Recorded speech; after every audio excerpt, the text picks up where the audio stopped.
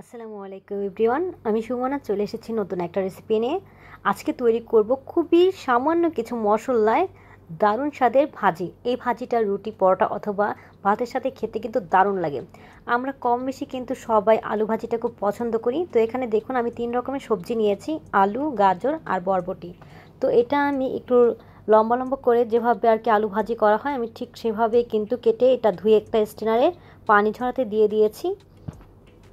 সবজিটা পানি ঝরতে থাকুক। এদিকে আমি চুলা একটা প্যান বসিয়ে নিয়েছি, এতে দিয়ে দিচ্ছি পর্যাপ্ত পরিমাণে তেল। তেলটা কিছুটা গরম হয়ে এলে এর মধ্যে দিয়ে দিব কালো জিরা, সামান্য পরিমাণে দিচ্ছি। কালো জিরা যেহেতু খাওয়া খুবই ভালো, তো এর জন্য আমি ভাজিতে কালো জিরাটা ব্যবহার করি। আর দিয়ে দিচ্ছি 2 রকমের এখানে সরিষা দানা আছে, সেটাও সামান্য পরিমাণে দিয়ে দিলাম। আর এখন দিয়ে দিচ্ছি পেঁয়াজ কুচি। পেঁয়াজ কুচিটা দিয়ে এখন এটা একটু ভেজে নেব। খুব ব্রাউন করে ভাজার প্রয়োজন নেই, জাস্ট সফট হয়ে এলে তারপর আমি এর মধ্যে দিয়ে দেব কাঁচামরিচ।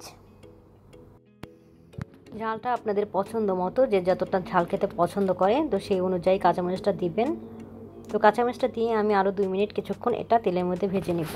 মরিচ পেঁয়াজটা ভাজা হয়ে গেলে এর মধ্যে আমি দিয়ে দিচ্ছি সবজিটা, যেটা আগে থেকে কেটে ধুয়ে রেখেছিলাম। এখন আমি এর মধ্যে দিয়ে দেব সামান্য পরিমাণে হলুদ আর দিয়ে দিচ্ছি স্বাদমতো লবণ। এখন এগুলো ভালো মতো নেড়েচেড়ে মিশিয়ে নিব।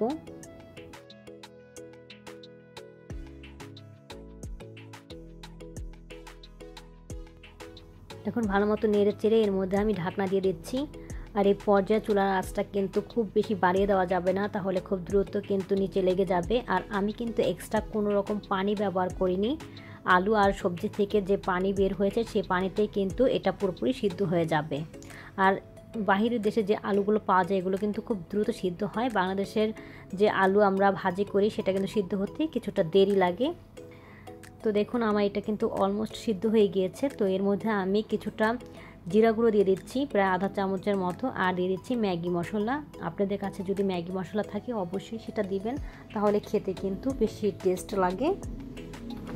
তো এখন এই মশলাগুলো দিয়ে ভালো মতো আমি নেড়েচেড়ে মিশিয়ে নিচ্ছি। আমি কিন্তু খুব বেশি তেমন একটা মশলা ব্যবহার করিনি, কিন্তু তারপর এটা খেতে কিন্তু দারুণ লাগে। তো আমার এটা কিন্তু অলমোস্ট হয়ে গিয়েছে। তো আমি আরও কিছুক্ষণ এটা চুলায় রেখে পানিটা পুরোপুরি শুকিয়ে নিয়েছি এবং সবশেষে আমি ধনেপাতা দিয়ে এখন এটা ভালো মতো নেড়েচেড়ে মিশিয়ে নেব। এরপর আরও 2 মিনিটের মতো আমি চুলায় রেখে চুলা থেকে নামিয়ে আমি একটা সার্ভিং ডিশে ঢেলে নিচ্ছি। তো এই তো আমার ভাজিটা কিন্তু হয়ে গিয়েছে, আর এটা খেতে কিন্তু দারুণ মজার। তো আপনারা অবশ্যই বাসায় এভাবে তৈরি করে দেখবেন, আশা করি আপনাদের খুব ভালো লাগবে। আজকে এই পর্যন্তই, আপনারা সবাই অনেক ভালো থাকবেন। আল্লাহ হাফেজ।